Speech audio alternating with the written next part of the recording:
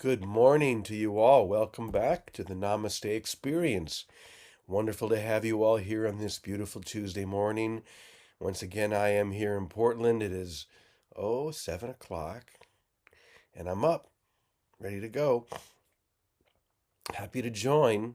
I'm in the midst of a little bit of a hay fever experience. Could I just, No, please don't interrupt. Please don't interrupt, Carolyn. Okay. So once again, yeah, I'm just going to ask that everyone, when the recording has started, please save all comments. Okay. So once again, welcome. Wonderful to have all of you here. Let's just take a deep breath and enter into this moment together as one, fully joined and ready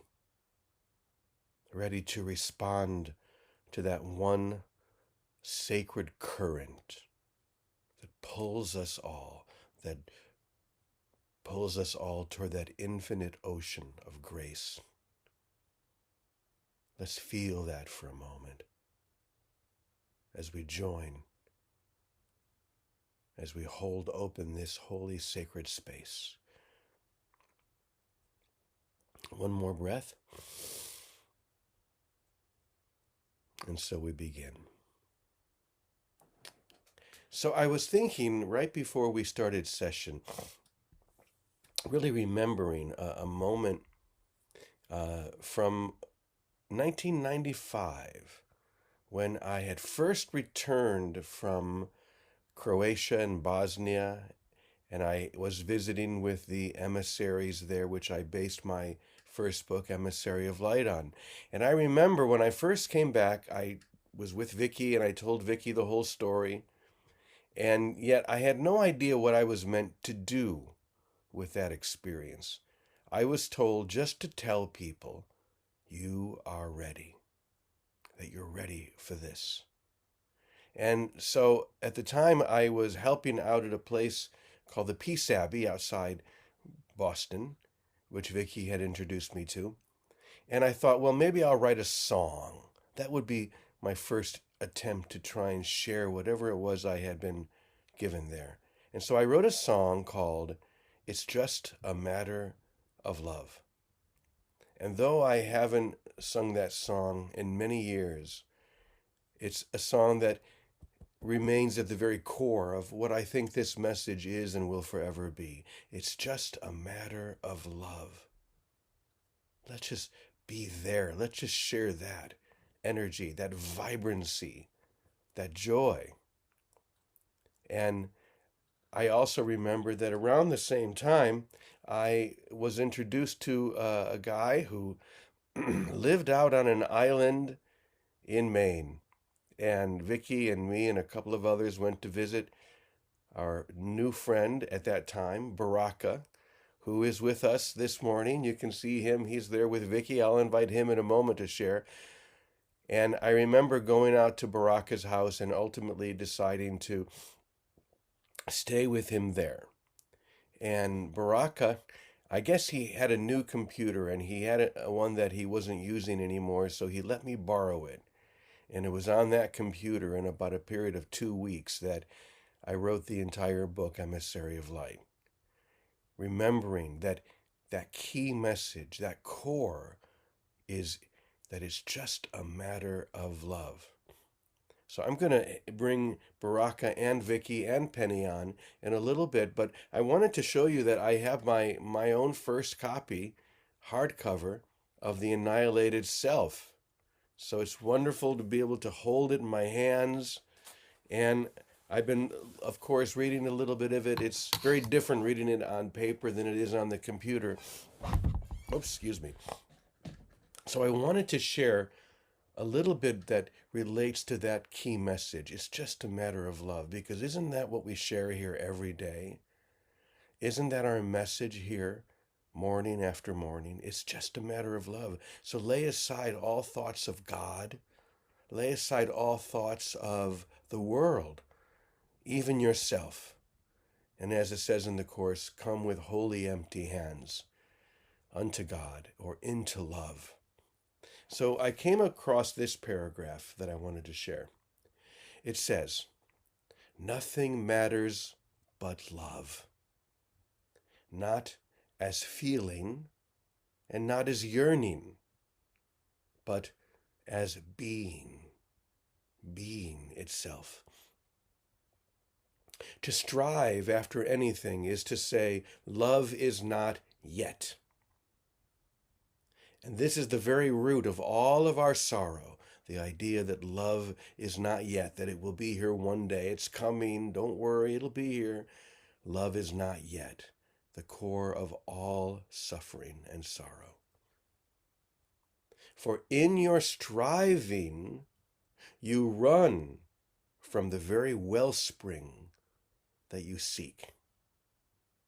It reminds me of someone having an unimaginable thirst, and yet they're running away from, in the other direction, from that source of refreshment that could give them everything that they really truly need. And that is what we do when we are trying to run toward anything other than love itself. Not the love that we think of in romantic sense or any worldly sense at all, but a love that overwhelms all separation, overcomes all need, and fills us in a way that nothing in this world could ever fill us. This is the love that we're speaking of here, because it is the core, the very core of who you are, right here, right now. So once again, nothing matters but love. You cast your net into the sea and you call it empty, not knowing that you yourself are the sea. I love that line. You cast your net into the sea and call it empty, not knowing that you yourself are the sea. You are the very essence of love, the very essence of that which you seek, which you yearn for, which you think you don't have, and yet it's you, and it was you all along. What a beautiful gift. Those who seek love as if it were elsewhere will not find it. For the act of seeking covers the beloved with veils of longing. Love is not to be earned, not summoned, nor claimed. It simply is. Love simply is. And it is always where you are not looking, beneath the place from which you look. I love that. Love is always where you are not looking, beneath the place from which you call love. So I was wondering about that, and I asked myself, what experience is beyond yearning? If it's not about yearning, it's not about longing, it's not about striving, what is the experience that's just beneath that we can feel, that we can dive into in our meditation, in our moments of prayer, every moment? And I've come to the conclusion that what is just beneath that is union and gratitude. Union and gratitude combined as one. To be so grateful that I am one with God, that I am one with everyone that I perceive, that there is only one, and to feel gratitude. And for me, this was a very big step because, as you know, for me, yearning for the beloved was a major part of my own spiritual path.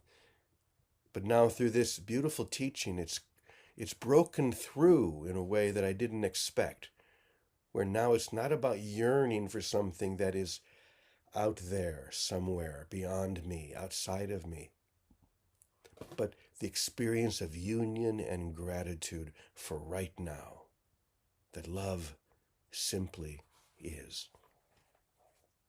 Let me read a little bit more.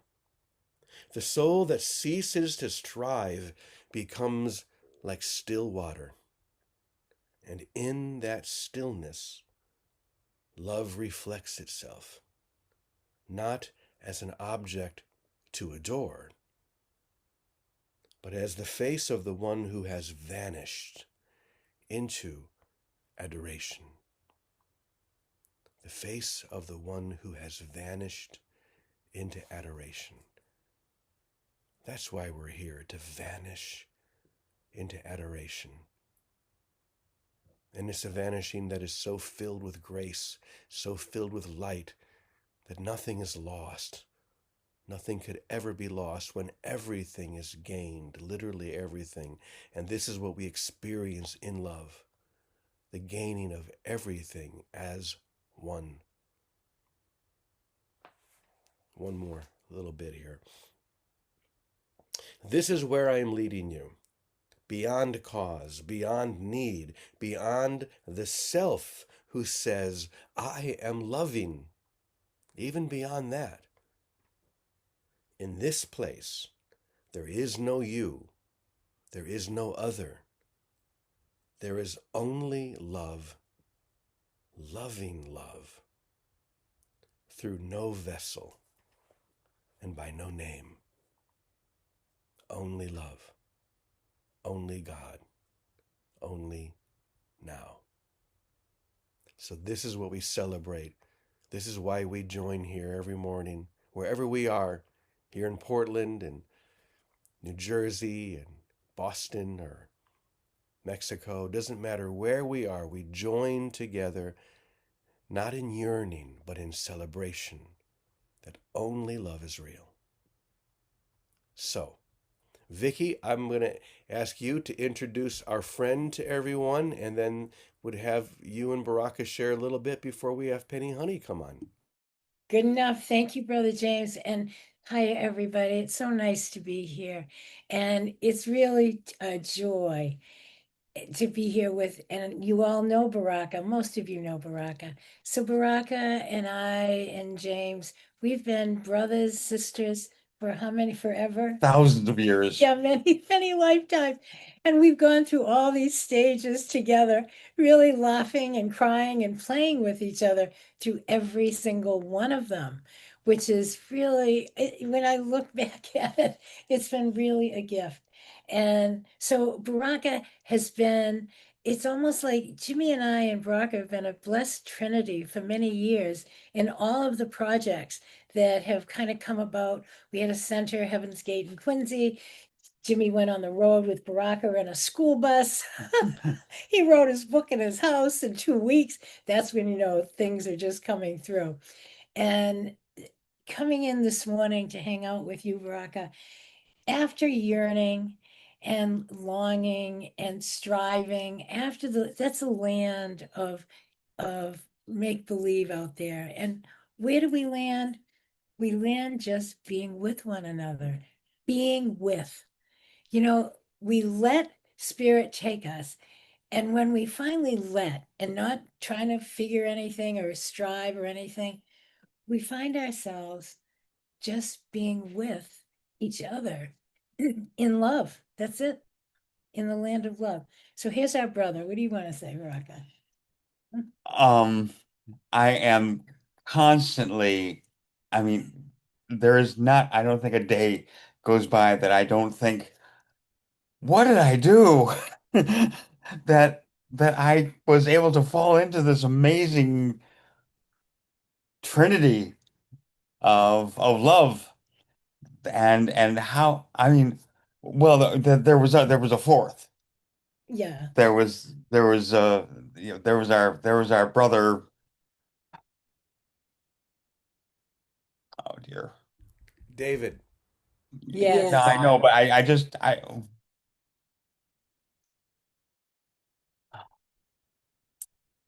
and I strive. I always strive. I love loving David, but I strive not to miss him, which is because I he's here, but he's not here, you know, and that's always a tough one.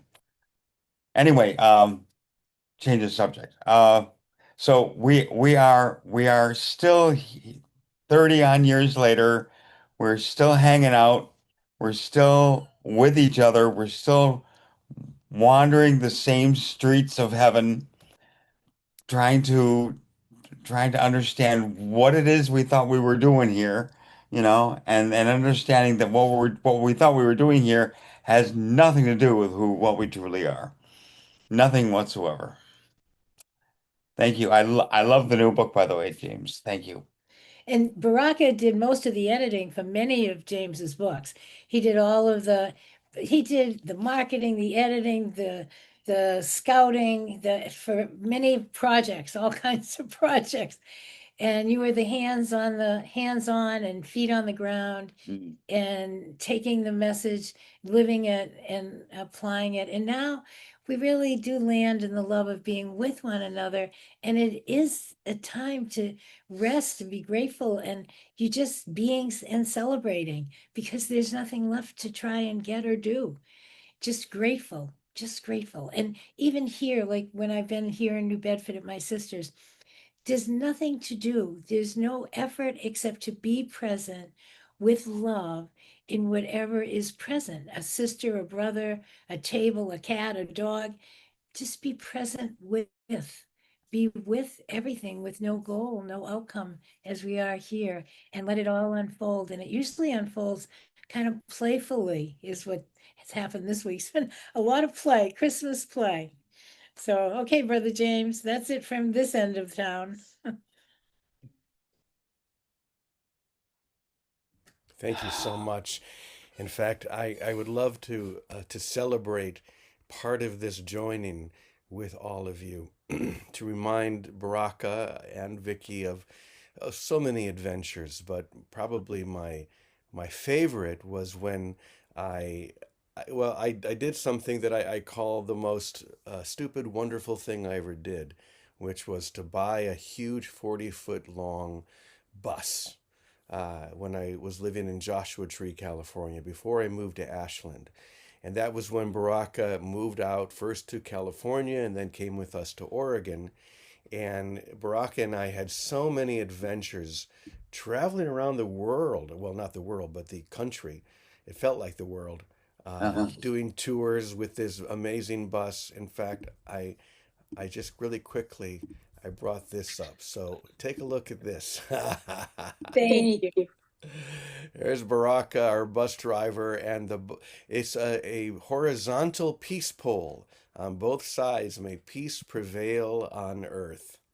That was what we traveled all over the country, and it was so blessed. So thank you for those beautiful memories, Baraka. All right, so Penny Honey, let's turn it over to you and see where you would like to take this beautiful teaching of only love. I am celebrating. I am celebrating. Yeah, you got it? Thank you. Can you hear me? Perhaps. Yes? All right. So I am celebrating the joining. Isn't it fun to observe that kind of connection between people? Doesn't that touch something in each and every one of us? Those deep friendships and relationships and the love that we've shared. I guess that's what I like about being in this human form, is that I get to experience that and observe it and build it and live it. So Vicki, this acronym dropped in, and this isn't on review. The word let. Love everything today. It's just a matter of love. The years, the friendships, the school buses, the craziness, it's just a matter of love.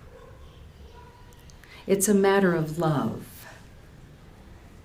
It's a matter of love. It is the cause, it is the result of, it's the matter. It's the matter of love. And at the end of the day, that's because love is all that matters. The years that pass, the friendships that come and go, the connections in our lives, the tough spots, the fun spots, the joy, the play. It's a matter of love. In our lives, we have lots of things that matter, don't we? When I moved to Mexico, I had 10 boxes that I thought really mattered. And the longer that I was separated from the matter, the material things in those boxes, it became more and more clear that this was a matter of love. Who are you going to be in those situations when your boxes don't show up? Who are you going to be in those situations when someone you love doesn't agree with you? It becomes a matter of love. I loved what you said, James, about the seeking is a veil. It's what creates the separation or the illusion of separation. And I don't know about you guys, but I can spend a lot of energy seeking. I can spend a lot of energy and time thinking that I really should get it today. Today I'm going to get it. And it is in the remembering that I have it, that I then let myself rest into seeing all that is unfolding in front of me, all the things that I don't know, all the things I think I should know, all the things that I think I should be, who I am, the identity I am attached to. And I remember that it is a matter of love. All of it aligning so that I might see that this is just love. Some days it looks like things that I really, really like. Some days not. Some days those things that seem like they matter so much take me out of the remembering. Love simply is vanishing into adoration. Vanishing and dissolving into the divine nature that we are. Vanishing into and dissolving into the matter of love. It's here that we remember. It's here that we heal. It's here that we connect. That union, that beautiful union and coming together of hearts and minds. There's a point in your day, I will guarantee you, today, that remembering that will serve you. That reaching in and remembering that this is a matter of love, but I don't like what's happening right now. I don't like that noise. I don't like this experience. I'm not having fun at this. It's a matter of love. And how much do you want to make it matter in your life if it separates you from that knowing? You get to choose. You get to decide. Look how powerful you are. Look how amazing life is in you when you are willing to embrace that all that you are, all that you could be, is love.